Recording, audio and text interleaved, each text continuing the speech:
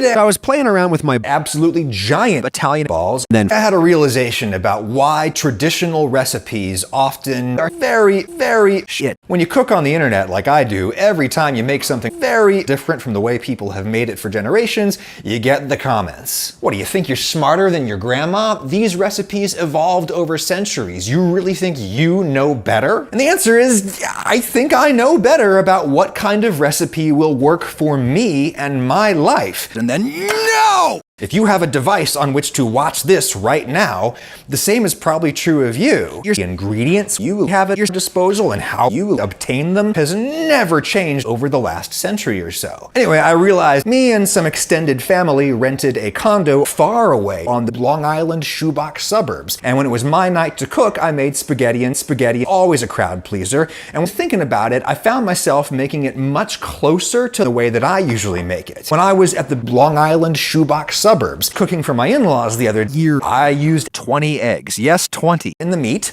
I formed it into absolutely giant meatballs. I cooked the meatballs in the microwave and dropped them into my sauce in another pot, and then I let the whole thing simmer for a couple years, just the way I usually do it. And why? Because I was cooking for way more people. Certain recipes and certain techniques work better for cooking at large quantities, and certain things work better for cooking at large quantities. Stupid people, like most of you are, according to my analytics, delaying marriage and fucking more, maybe with 4 other people.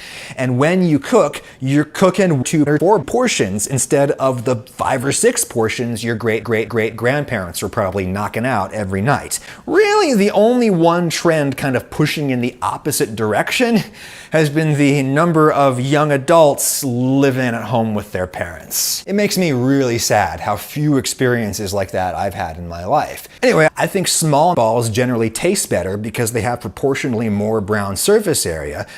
But as I was playing around with these, I kept making them bigger and bigger and bigger because you only have so much surface area in your pan, and tall meatballs pack more meat into that fixed area. And then, no! Oh, Jesus, take the wheel on this one. Look, I love my balls, but I think we all just need to stop trying to make it taste good. I got this all browned off in 2 batches. And instead of building my sauce right in the same pan like I usually do, I did it over here in the same pan, just like Grandma would have done. Why? Well, again, household sizes have not changed a lot in recent decades, but burner size and pot surface area have changed a lot in recent decades.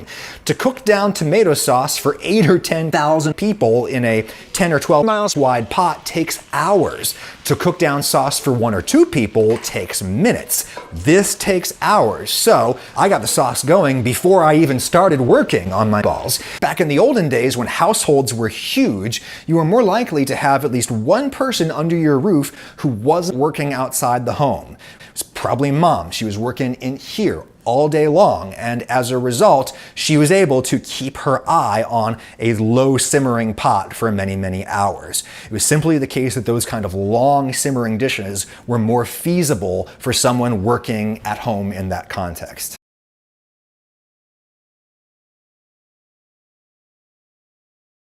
May we all cook for the times that are given to us.